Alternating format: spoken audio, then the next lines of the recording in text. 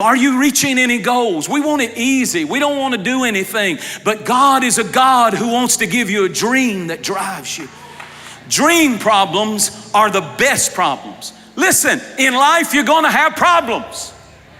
And if you don't do nothing, you're going to have problems. But if you've got a dream, you're going to have problems. I'd rather create my problems and move toward my dream and have to deal with problems that are getting me to my dream than do nothing. So either way, you're going to have problems. Dream problems are the best problems. So get a dream. Excuses are the crutches of the uncommitted. There's always a reason to quit. Ray Kroc was 54 years old, 2 years older than me, when he left his sales job in Chicago and started a hamburger chain called McDonald's. He was 54 years old, 2 years older than me, when he started dreaming. Moses was 80 years old. Colonel Sanders was 65 years old when he started Kentucky Fried Finger Licking Good Chicken. 65, my God, I'm going into my prime. I hadn't even hit my prime yet. I'm about to really hit some big years. You are too, come on. Anybody else believe that we ought to have a dream no matter how old we are? 54. And you're whining about giving up on life at 23 because all your dreams haven't come true. You have no idea. Turn to somebody and say, I'm in the best years of my life. There are going to be times when your circumstances are inconsistent with your dreams. Did you hear what I just said? There's going to be times when your circumstances are inconsistent with your dreams. Joseph had a dream, and then he was thrown in prison. His brothers attacked him. He was thrown into a pit. He was lied on. He was put in prison. He went through hell. He was locked up. That was inconsistent with his dream. And in those moments, you have two choices. Number one, you can reduce your life to your present circumstances. Give up on it. Settle. Or you can believe through God your life will catch up with your dream if you won't quit and won't give up. Never allow circumstances to change the dream God has put in your heart. Never allow circumstances to change the dream God has put in your heart. There'll be times when your present circumstances are not consistent with your dreams. But Habakkuk chapter 2 and verse 3 said, though the vision tarries, wait for it will surely come to pass. Even if God has to prolong your life, He will not let you die until He brings to pass what He told you He would do. Dreams will demand integrity. Joseph teaches us this. Joseph, when God started raising him up in Potiphar's house, he got around the housewives of Egypt.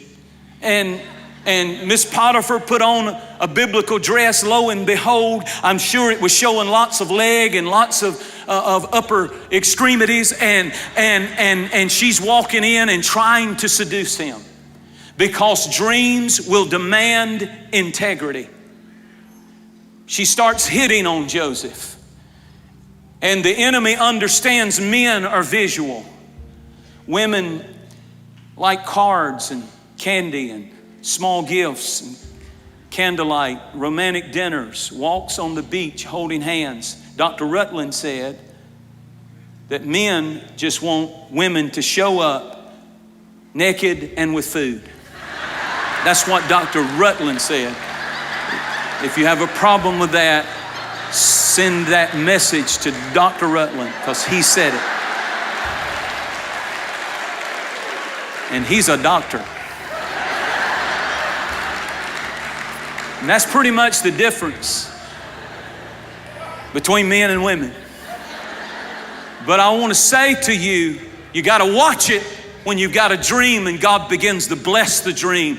Because a dream will require integrity. A dream will require morality. A dream will require the higher God raises you up, that you not use that position to take advantage of people that look to you. A dream will require integrity. And what others believe about you is never as important as what you believe about you. Boy, that's the truth. You know, I got a lot of people who believe a lot of things, but what you believe about you is more important than what people believe about you. There are two reasons why dreams break down. Number one, people quit believing in God. Number two, people quit believing in themselves. Now, I know people who believe in God, but they don't believe in themselves. And I know people who believe in themselves, but they don't believe in God. And it's got to come together. You've got to believe in God and you've got to believe in yourself if you're going to fulfill the dream God has called you to do. Here's another thing that Joseph teaches us real quickly. Joseph teaches us to help others with their dream while you wait for your dream to come true. He helped the butler with his dream. He helped the baker with his dream. He helped Pharaoh with his dream. And my question to you is, who are you helping with their dream? Ephesians 6:8 said, what you make happen for others, God will make happen for you. Through your resources, through given opportunities, who are you helping fulfill their dream? Because if nothing's happening with your dream, it's a sign you need to help somebody else with their dream. Dreams come when we get a plan. Again, I want to use the letters of the word plan. What does plan stand for? It means, number one, pray it out.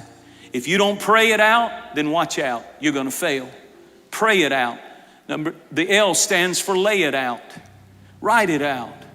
Figure, and the Bible said make the vision plain. Write it out.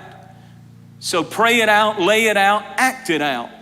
Take action. Start moving in that direction. Small steps matter. Just start moving in that direction. What can I do? Maybe it's not earth-shaking, but at least I'm moving in that direction. Take action.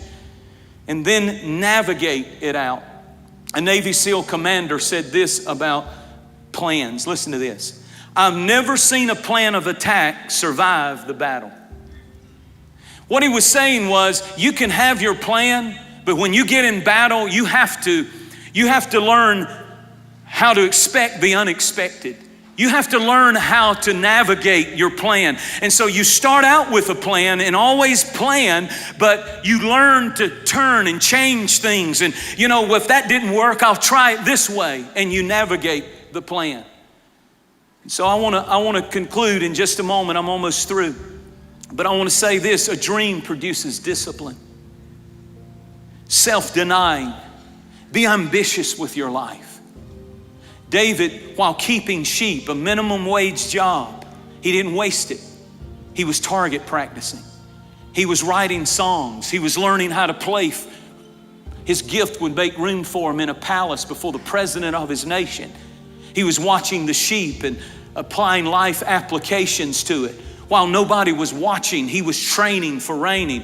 He shows up and he's been promoted from a sheep guy to now he's a pizza delivery guy. The Bible said when he went to his brothers, he took bread and cheese. That's pizza. He was a pizza delivery guy, but he was not wasting that season in his life.